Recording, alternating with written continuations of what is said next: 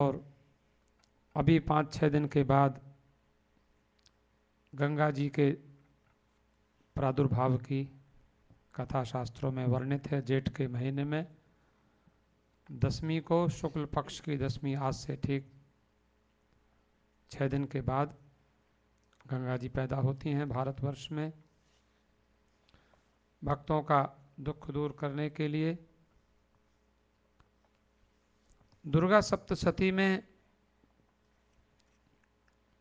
700 श्लोक हैं। सप्तशती संस्कृत में कहते, सप्त माने 7, शती माने 100। तो हमने कई बार अनुभव किया, देखा, पढ़ा। 700 श्लोक रोज हम लोग नहीं पढ़ सकते,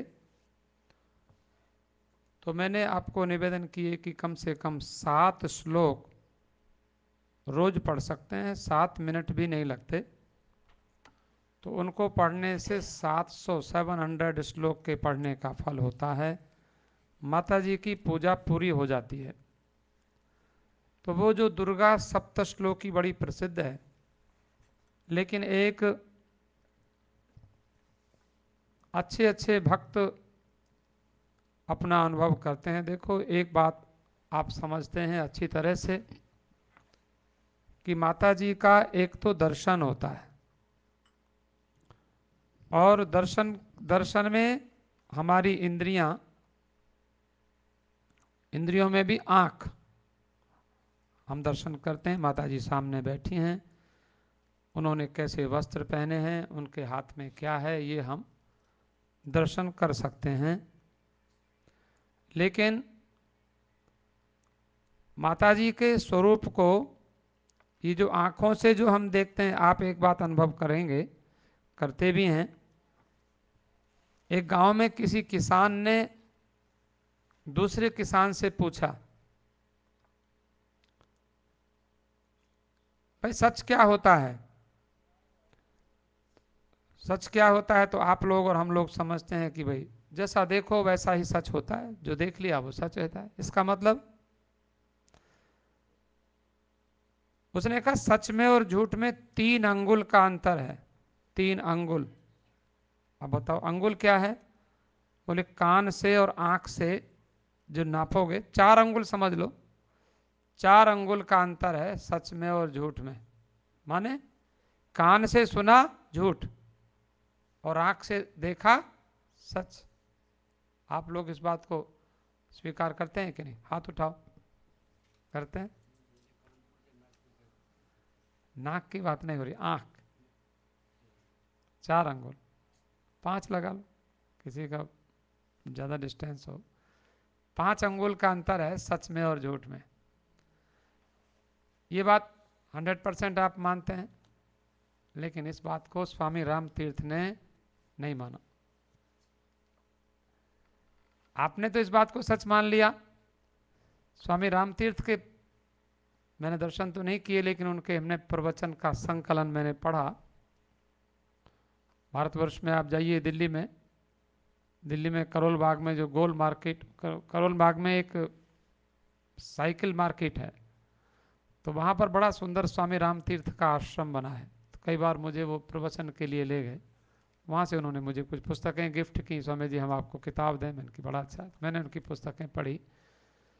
स्वामी राम तीर्थ का जो बहुत अच्छे वेदांत के महात्मा हुए, महापुरुष हुए, 33 वर्ष की अवस्था में शरीर छोड़ के चले गए, और 33 वर्ष में उन्होंने जो अनुभव किए, और उन्होंने शरीर छोड़ने की भी बड़ी, उनकी लोग तो कई बार आक्षेप करते हैं, लेकिन उन्होंने कुछ नहीं कहा। वो गंगा जी में कूद गए, और कूद कर उन्होंने, लोग कहते हैं आत्महत्या कर ली, लेकिन उन्होंने ऐसा नहीं माना, और उनके अनुयायी ऐसा नहीं मानते। बोले वो तो जैसे अपनी इच्छा से पंच तत्व में मिल गए। तो अस्तु, तो उन्होंने अपनी पुस्तक में बात कोट की कि आंख से देखा हुआ सच, कान से सुना हुआ झूठ। कान से कोई कह सकता है उसने ऐसा कहा, तो आपको, क्योंकि आपने देखा तो नहीं, आपने सुना है, इसलिए लोग कहते हैं कान के कच्चे नहीं होना, आंख से देखना। लेकिन ये बात जब स्पिरिचुअल लाइफ में आप जाएंगे तो गलत सिद्ध होती है। कैसे? आप आंखों से देख रहे हैं, रेलवे लाइन पर जाइए तो आप देखते हैं कि 2 पटरियां हैं रेल की। आंखों की एक सीमा है, आंख कितना देख सकती हैं उनकी एक सीमा ही तो है ना, एक लिमिट है। आंखों की पटरी, वो रेल की पटरी को आंख देखती हैं तो रेल की पटरी पैरेलल होती हैं, बिल्कुल पैरेलल, एक दूसरे के समानांतर होती हैं। समानांतर होती हैं तभी रेलगाड़ी चलती है उनके ऊपर। लेकिन हमारी आंख कहती है कि यहां से 1 किलोमीटर 2 किलोमीटर के आगे दोनों पटरी मिल रही है। ये कौन कहती है? आंखें कहती हैं। लेकिन 2 किलोमीटर छोड़िए, आप 20 किलोमीटर चले जाइए, कभी रेल की पटरी मिलेगी? नहीं मिलती। इसका मतलब ये हुआ कि कानों सुना झूठ वो तो होता ही है, आंखों देखा भी झूठ होता है। आंखों देखा भी झूठ होता है, क्योंकि आंखें तो कह रही हैं कि रेल की पटरी मिल रही है, लेकिन वहां आपको आंखों से भी ऊपर आपको दिमाग लगाना पड़ेगा। नहीं नहीं, रेल की पटरी मिलेंगी तो ये गाड़ी नहीं चलेगी। मिलेंगी कैसे? वो कितनी दूर, जब वहां पहुंचेंगे तो कहें ओह सॉरी नहीं मिल रही है, तब आपकी आंखें कहेंगी नहीं नहीं मुझे तो वहां से देखने पर पता चल रहा था। तो आंखें भी आपके परफेक्शन, पूरे ज्ञान को आंखें नहीं दे सकती। एक और उदाहरण हम आपको दें। आप खड़े हैं यहां, बाहर निकलिए, आपको लगेगा कि शरीर के आगे थोड़ा सा जाएं उधर तो ये धरती और आकाश मिल रहे हैं। आपकी आंखें कह रही हैं कि धरती और आकाश मिल रहे हैं। हमारे महात्माओं ने उसको क्षितिज कहा, क्षितिज।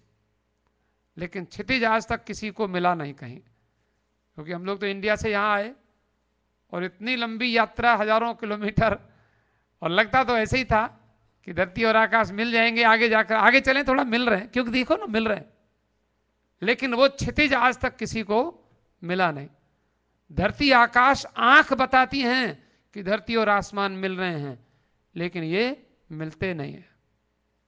तो मैंने इसका कहने का तात्पर्य क्या है कि कानों सुनी झूठ और आंखों देखी भी झूठ। इस बात से कितने लोग सहमत हैं? हाथ उठाइए। सहमत? धन्यवाद। इसके कहने का मतलब क्या है? तो इसलिए कहा, एक अंग्रेजी का शब्द है परसेप्शन, माने प्रत्यक्ष करना, देखना। लेकिन उसमें जब स्पिरिचुअल लाइफ में आप जाएंगे तो उसके लिए परसेप्शन नहीं होता, उसके लिए रियलाइजेशन होता है।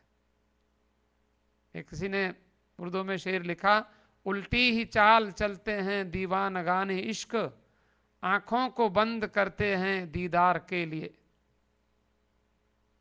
मैंने कई बार, आप लोग यहां आते हैं, मैं यहां बैठा रहता हूं, और भी कई मंदिरों में मैंने देखा, यहां भी मैं रोज देखता हूं, माताएं, मैंने भाई, बड़े लोग, छोटे बूढ़े, सभी लोग दर्शन करने आते हैं माता जी के, बड़े दर्शन करते हैं गौर से।